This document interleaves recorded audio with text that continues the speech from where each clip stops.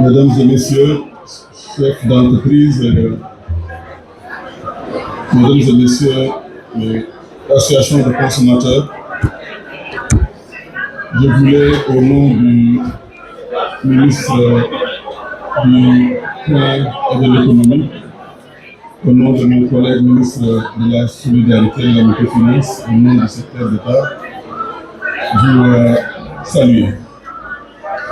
Vous dire que nous sommes très honorés d'être parmi vous ce matin pour vous accompagner et pour vous encourager dans ce que le Sénégal devrait faire depuis longtemps, c'est-à-dire l'industrialisation.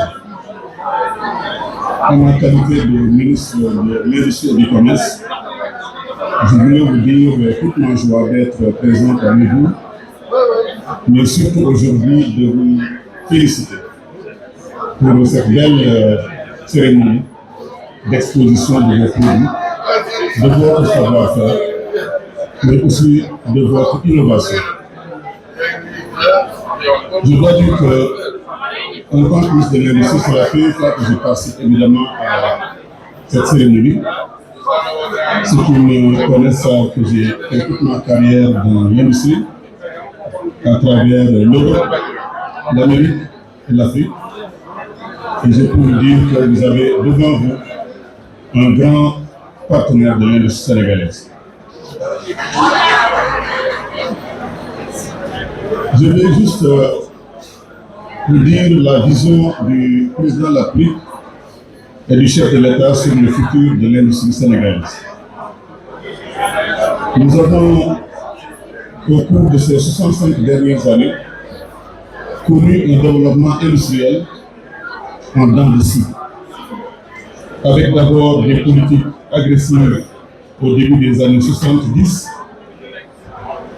qui finalement n'ont pas réussi et qui ont abouti malheureusement à la fermeture de beaucoup d'industries. Je veux citer Sofiba Saint-Patrick, je veux citer Icotaf, je veux citer également les prix Hellesens, je veux citer une quarantaine d'industries qui ont été fermées pendant cette période. Puis nous avons eu beaucoup de projets d'investissement encore dans l'industrie qui malheureusement n'ont pas toutes réussi. Et aujourd'hui, nous sommes dans une nouvelle ère de réflexion. Cette réflexion et ce diagnostic nous oblige à constater que l'industrie sénégalaise est loin d'atteindre tout son potentiel.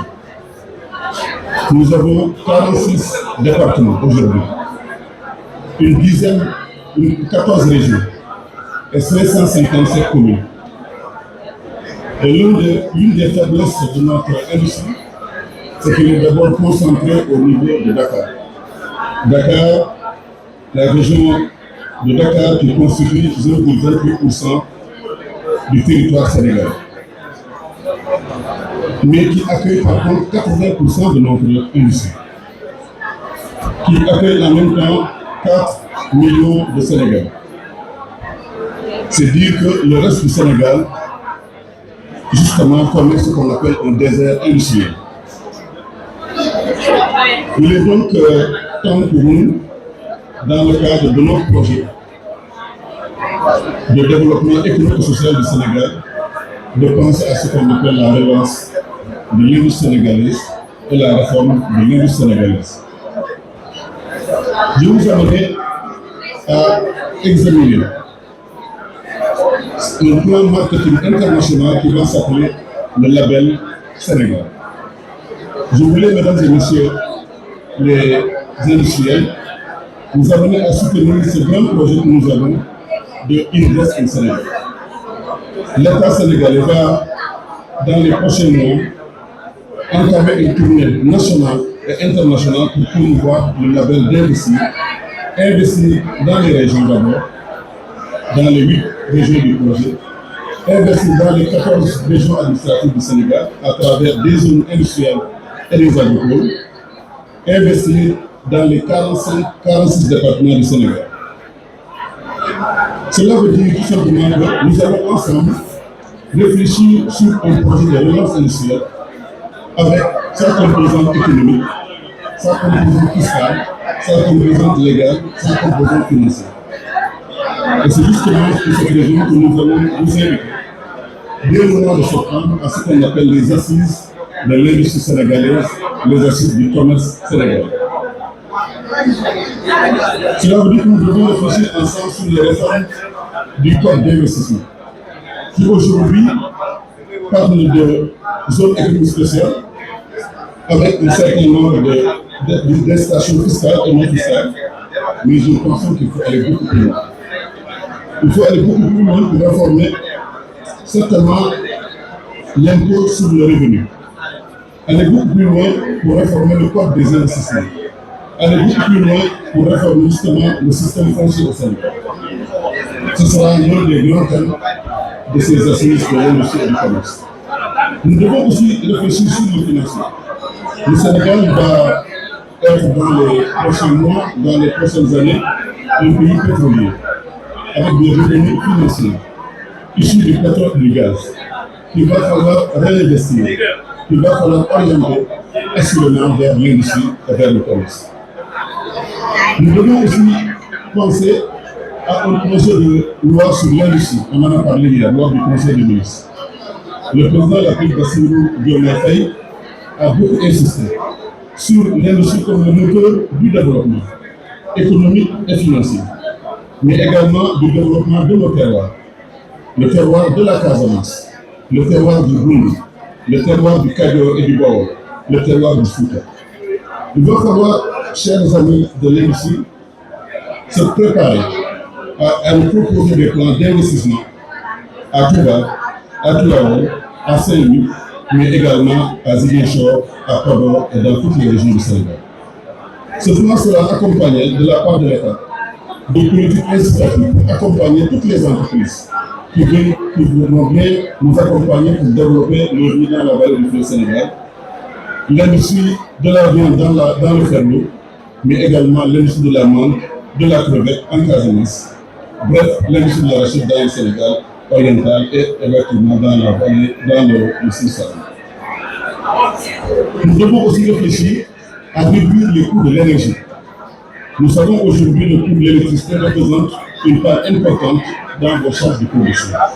Nous avons baissé le coût de l'électricité après notre politique justement de gaz pétrole. Nous allons également avec vous réfléchir sur ce qu'on appelle les assises du commerce. Parce que la raison pour laquelle le gouvernement sénégalais a mis sous le seul ministre l'industrie et le commerce, en réalité, c'est pour nous protéger. Tant qu'on ne protégera pas l'industrie contre les importations massives venant des pays étrangers, tant qu'on ne protégera pas contre les subventions internationales qui sont offertes à ces matières premières, en fait, on n'aura pas d'industrie. Et je peux vous dire que le ministre de l'Industrie que je suis sera un champion de la protection de l'industrie sénégalaise. Est-il normal que le Sénégal laisse venir sur son terroir des produits déjà subventionnés? Est-il normal que le Sénégal accueille sur son territoire des produits de moindre qualité?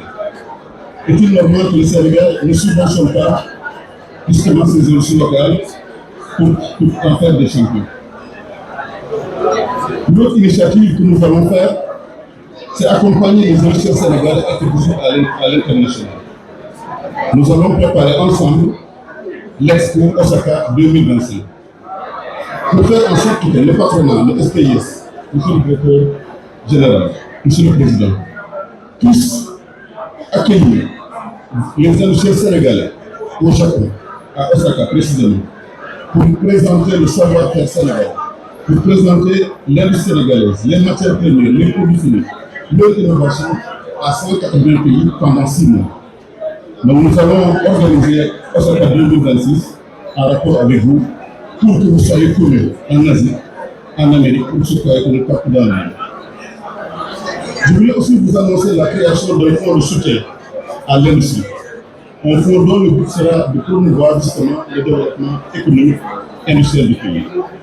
L'objectif sera évidemment de vous encourager à être plus compétitifs et à créer plus d'emplois. Donc nous comptons sur vous en tout cas pour investir, innover, créer des emplois sur l'ensemble du territoire et justement rendre le Sénégal prospère, rendre le Sénégal riche, rendre le Sénégal heureux pour faire en sorte que nos jeunes puissent rester dans le pays et contribuer au développement du pays. Je vous remercie de votre attention.